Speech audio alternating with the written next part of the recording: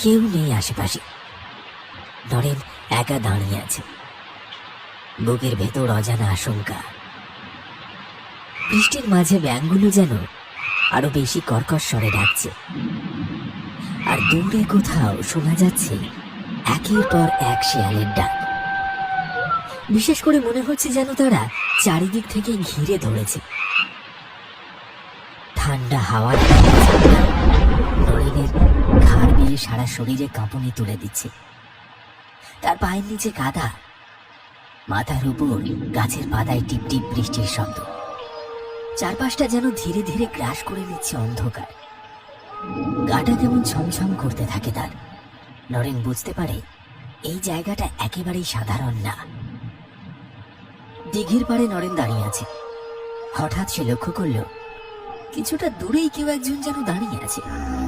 কেমন যেন কাঠ পুতুলের মতো দাঁড়িয়ে আছে লোকটা, এক জায়গায় স্থির হয়ে। ওটা আবার কে? হঠাৎ করে জলের মধ্যে জোরে এক বিকট শব্দ। নরেন চমকে উঠে এক হাত ছিটকে গেল। মনে হলো যেন কোনো বড় মাছ ঘাই মেরেছে নিচ থেকে।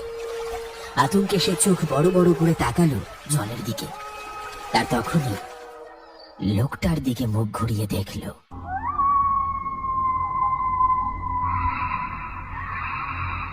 কি লোকটা কোথায় গেল? হ্যাঁ, কোথায় গেল লোকটা? চোখের পলকে সেই লোকটা হাওয়ায় মিলিয়ে গেছে। চারপাশে তাকিয়ে দেখলো নরেন, কোথাও কেউ নেই। এক ফোঁটা জল পড়ার শব্দও নেই। বাতাসটুকু থমকে গেছে যেন। বুকের ভেতরটা কেমন যেন ফাঁকা লাগলো। হৃৎপিণ্ডটা যেন বেজে উঠল কানে কানে। মাটিতে পড়ে থাকা মাছ ভর্তি ঝুড়িটা কাঁপা হাতে মাথায় তুলে নিল নরেন। বাড়ির দিকে পা বাড়াতেই হঠাৎ তার চোখ পড়ল সামনের একটা পুরনো গাছের দিকে। গাছের মোটা গুড়ি বেয়ে এক পা করে নেমে আসছে একটা ছায়ামূর্তি। তার চেহারা অদ্ভুত বিভীষিকাময়, চোখ মুখ ফ্যাকাশে, যেন রক্ত শুষে নেওয়া দেহ। আর চোখের মণিগুলো রক্তবর্ণে জ্বলছে, ঠিক যেন আগুনের ফুলকি। ওটা কোনো মানুষ হতে পারে না। নরেনের সারা শরীরে রক্ত যেন হিম হয়ে গেল। হাত পা ঠান্ডা হয়ে আসছে তার। একটা অজানা স্রোত বুকের ভেতর চেপে বসেছে। কি রে বেটা, তোর ঝুড়িতে কি আছে?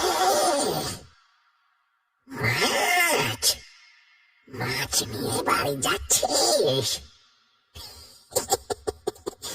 দে না রে, দে দুটো মাছ। কতদিন মাছের স্বাদ পাই না। নরেন কি করবে কিছু বুঝতে পারছে না। প্রাণের ভয়ে ঝুড়ি ভর্তি মাছ ফেলে দিয়ে সেখান থেকে দৌড় লাগালো নরেন।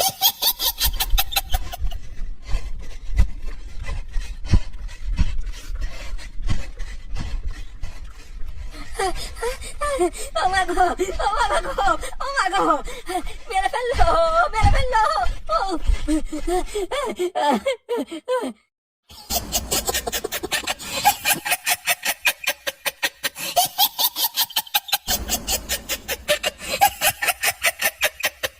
ছুটতে ছুটতে একসময় অনেক দূরে চলে আসে নরেন। তার পা যেন আর চলতে চাইছে না, ঝিম ধরে এসেছে, অবশ হয়ে পড়েছে হাঁটু। সামনেই তার গ্রাম। দু একটা বাড়ি পেরোলেই নিজের বাড়ি এসে যাবে। কিন্তু শরীর আর মানছিল না।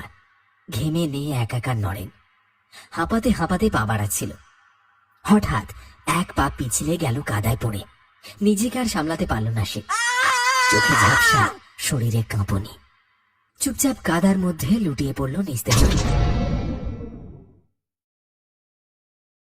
যখন নরেনের জ্ঞান ফিরল, তখন সে নিজেকে দেখল নিজের ঘরের বিছানায় শুয়ে। শরীরটা খুব ভারী লাগছিল, আর পায়ে অসম্ভব যন্ত্রণা। পরে মায়ের মুখে শুনল সে অচেতন অবস্থায় দিঘির ধারে পড়েছিল।